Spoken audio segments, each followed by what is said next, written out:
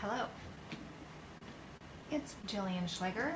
I'm an author and intuitive spiritual coach. Welcome to my replay. I hope you are well. If you saw the title of this, I titled this Obsession and Desire. And I'm going to read a little bit from the book, How to Own Your Mind by Napoleon Hill. This is I'm gonna need my glasses for this. This is a conversation that he is having with Andrew Carnegie. So Hill says, you say, he's talking to Carnegie, that Mr. Edison impressed his subconscious mind with the idea of a talking machine. Now, how did he go about doing this, and how long did it require before his subconscious mind handed over to him the working principle of the machine? And Carnegie responds, I'm not sure that Mr. Edison stated exactly how long he'd been thinking of such a machine before his subconscious mind picked up his thoughts, thank you for the likes, and translated them into a perfected plan, but I'm under the impression that it was not more than a few weeks at most, perhaps not more than a few days.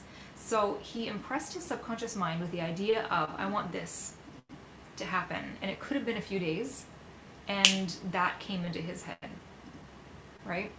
Stay with me. So is there something that you are wanting to create and you're having difficulty with it, right? Give me a yes or a no in the comments if that is you or not you. Okay, so not more than a few weeks, perhaps no more than a few days. His method of impressing his subconscious mind with his desire consisted of the simple procedure of converting that desire into an obsession. That is, the thought of a machine that would record and reproduce sound became the dominant thought in his mind. He focused his mind on it through concentration of his interest and made it the major occupant of his mind from day to day until this form of auto-suggestion penetrated his subconscious mind and registered a clear picture of his desire, a clear picture. A lot of the greats talk about this. Bob Proctor, Napoleon Hill, Dr. Joseph Murphy, Dr. Joe Vitale, to have a clear picture in your imagination of your desire. Bob Proctor says if you can hold it in your head, you can hold it in your hand, right? So Hill says, is that the way one connects the conscious mind with the subconscious mind, Mr. Carnegie?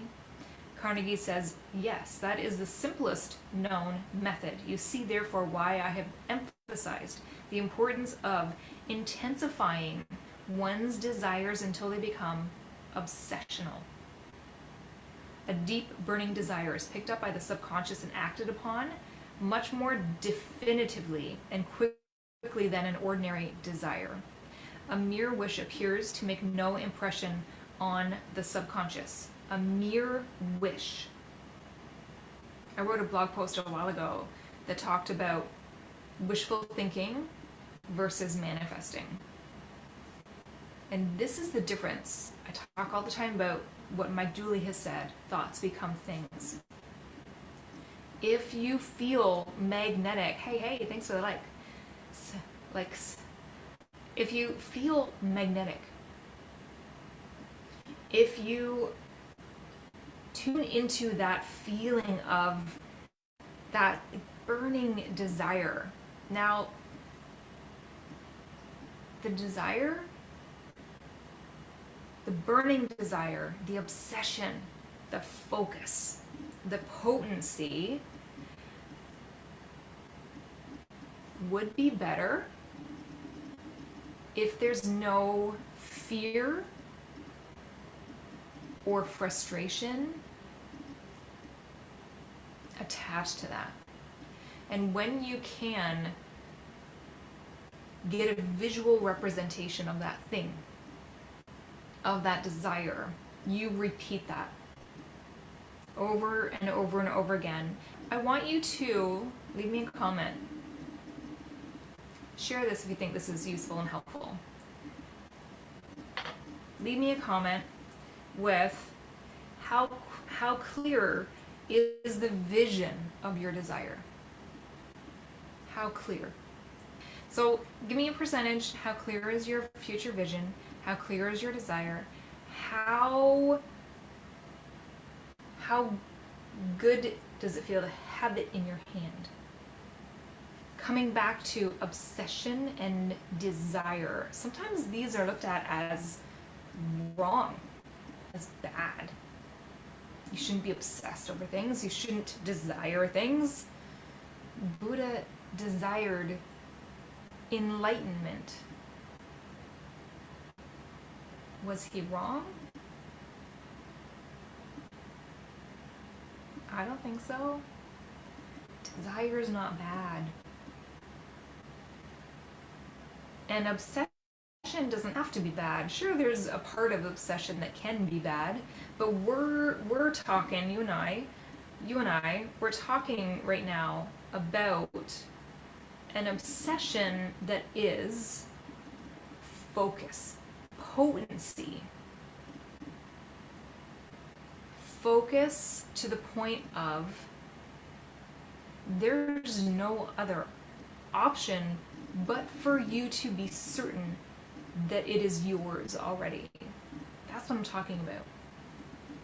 And as long as it does not hurt anyone else, as long as it doesn't undermine anyone else's power, as long as you don't overcome, diminish, suppress anyone else, you get to have absolutely everything you desire as long as it's within this earthly realm and follows the laws of gravity and such, right? You get to have it.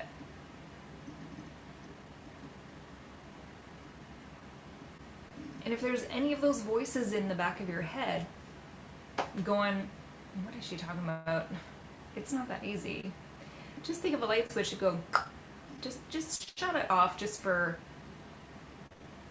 like a minute or two. Even if you can do 10 seconds. But if you can do a minute or two and just shut that voice off and sit in to this vision, just create a vision of what you want. Create that vision. And we're going to talk about, I'm going to maybe do 5, maybe more,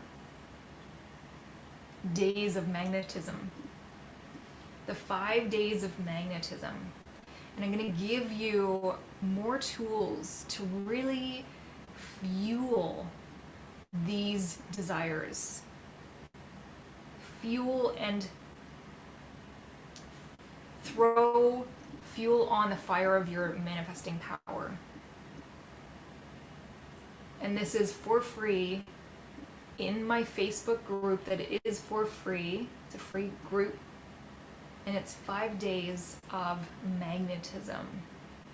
So if you're interested in that, let me know. Just put the number 5 down below. Don't put a percentage next to it because I'll think that you're 5% aligned with being able to visualize your desire. But just put 5 and I'll give you information on how to get into 5 days of magnetism. I'm super stoked. I love it. Love this stuff. It's so amazing. So anyway, have fun with that. Play with that a little bit. Have a fabulous, fabulous evening, day, minute, hour. Create like you mean it. Have a fabulous week. And I'll talk to you next time. Thank you for the love. Bye for now.